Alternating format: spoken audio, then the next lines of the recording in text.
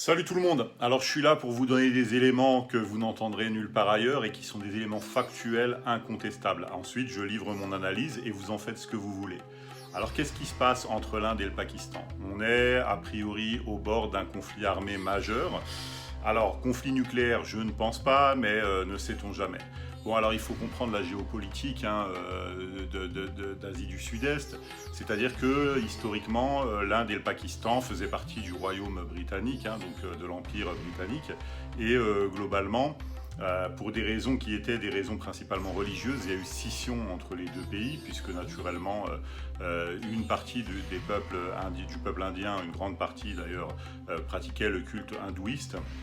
Donc alors avec toutes ces complexités que je ne saisis pas, parfois vous avez des gens qui vénèrent des rats, des serpents, la vache, etc. Bon, pourquoi pas, je veux dire, on respecte les croyances de tout le monde.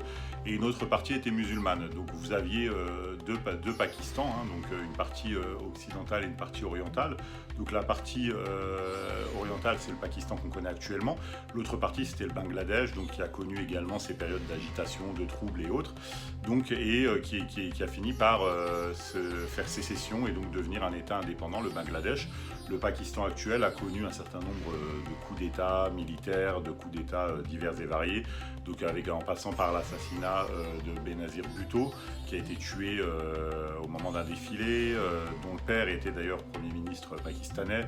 Vous aviez également Pervez Musharraf, qui a été, alors pour moi, l'un des meilleurs premiers ministres, qui était un général militaire, et qui a su à un moment éviter une escalade à l'époque contre une Inde qui était plutôt belliqueuse, l'Inde du Premier ministre Vajpayee, qui était quelqu'un d'extrêmement cynique, belliqueux à l'endroit du Pakistan.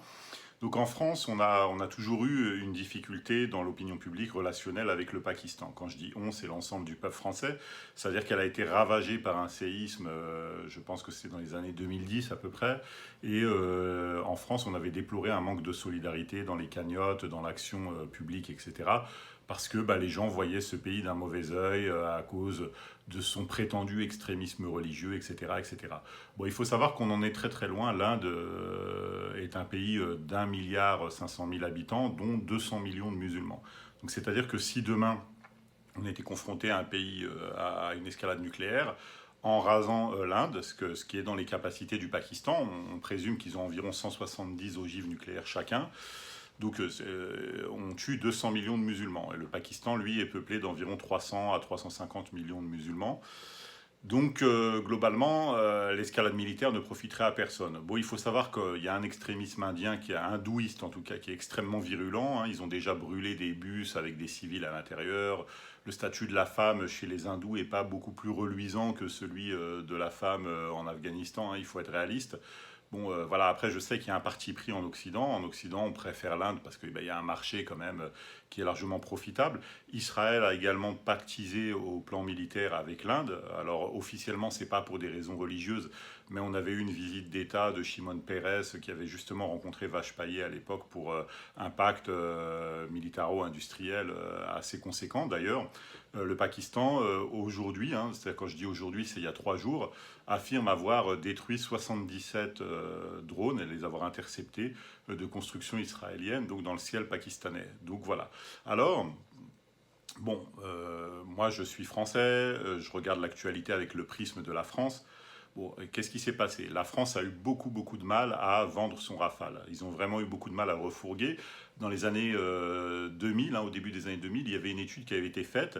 Donc, je crois que le prix d'un Rafale permettait la construction d'un hôpital avec donc les murs, l'équipement qui permettait de prendre en charge les malades, l'équipement, l'imagerie, tout ce que vous voulez, la climatisation, etc. Et de le faire fonctionner avec les charges de personnel pendant 3 ans. Donc les charges de personnel plus les charges fixes, c'est-à-dire l'électricité, l'eau, etc. Donc vous imaginez le prix d'un seul Rafale.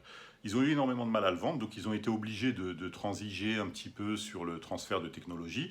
L'Égypte en a acheté 36, en a commandé 36 en tout cas, et l'Inde aussi en a commandé 36, et donc avec une condition sur le transfert de technologie, c'est-à-dire la possibilité pour l'Inde de pouvoir le réparer et de le fabriquer eux-mêmes.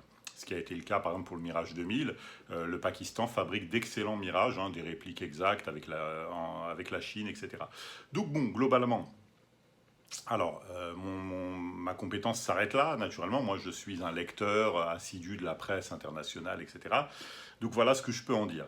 Alors, le problème, c'est qu'en France, on assiste à une forme de propagande où on nous fait croire que ce qu'a prévu l'Inde, c'était finalement une riposte suite à un attentat qu'on attribue au Pakistan. Alors, l'ISI, le service de renseignement intérieur et extérieur pakistanais, est l'un des plus performants au monde, sauf qu'à la différence du Mossad, de la DGSE et de la CIA, c'est un service qui se limite uniquement à son pays, à son territoire et aux pays avoisinants. Ils ont également un œil sur la diaspora au Royaume-Uni parce que naturellement on a une diaspora extrêmement importante, une diaspora indo-pakistanaise, mais c'est pas des gens qui vont aller faire de l'ingérence en France ou très très peu. Moi je sais que dans mon activité, une seule fois, on a détecté un agent pakistanais sur le territoire français. C'était pas quelqu'un de virulent, c'est quelqu'un qui essayait de faire du recrutement. Voilà, tout simplement.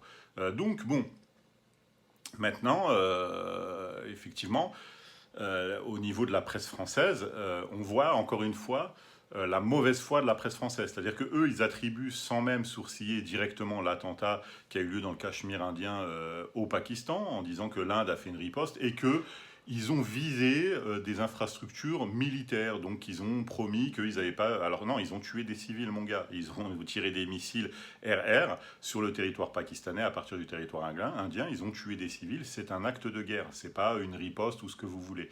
Donc le Pakistan a répliqué en humiliant les forces indiennes, c'est-à-dire avec du matériel. Alors, deuxième mauvaise foi dont on dit qu'il est chinois, non, non, il a été développé conjointement par la Chine et le Pakistan. Les Pakistanais ont des ingénieurs extrêmement performants, ils ont une industrie militaire qui est extrêmement performante. Ils ont d'ailleurs était à l'origine du transfert de technologie nucléaire vers la Corée du Nord. C'est eux qui ont doté la Corée du Nord de l'arme atomique. Hein. C'est pas la Chine, c'est le Pakistan. Donc ce sont des gens extrêmement performants en matière de construction et d'inventivité au plan militaire. Et ils savent utiliser leur matériel, donc notamment les avions J-10, hein, qui sont des avions qui ont été conjointement développés par la Chine et le Pakistan.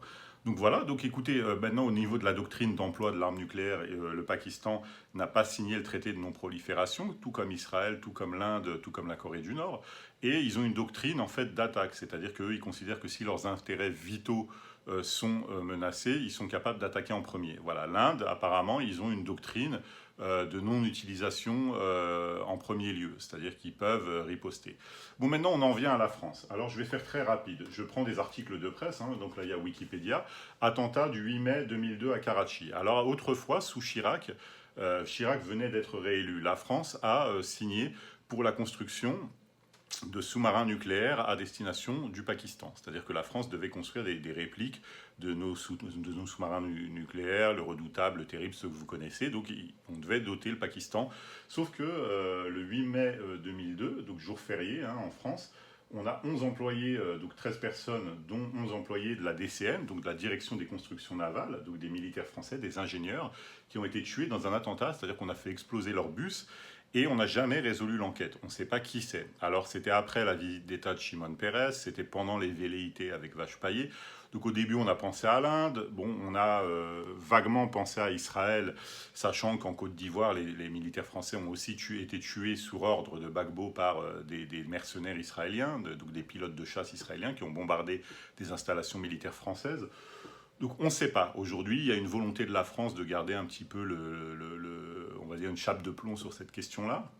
Mais on a quand même des ingénieurs qui ont été tués. Donc il y a eu une affaire qui a été jugée par le parquet national financier où on estime que c'est peut-être un défaut de rétrocommission qui n'aurait pas été versé pour le financement de la campagne d'Édouard Balladur. Donc pour le coup, on a Ziad Takieddine qui a porté le chapeau dans cette affaire, mais voilà, on n'en sait rien. Donc on a cette affaire-là et on a aussi le Salon international de l'aéronautique du Bourget qui va avoir lieu, alors je prends les dates sur le site officiel, du 16 au 22 juin prochain. Et donc, naturellement, c'est une mauvaise passe pour le Rafale, parce qu'à chaque fois qu'on a réussi à vendre des Rafales, c'était à l'occasion du SIAE.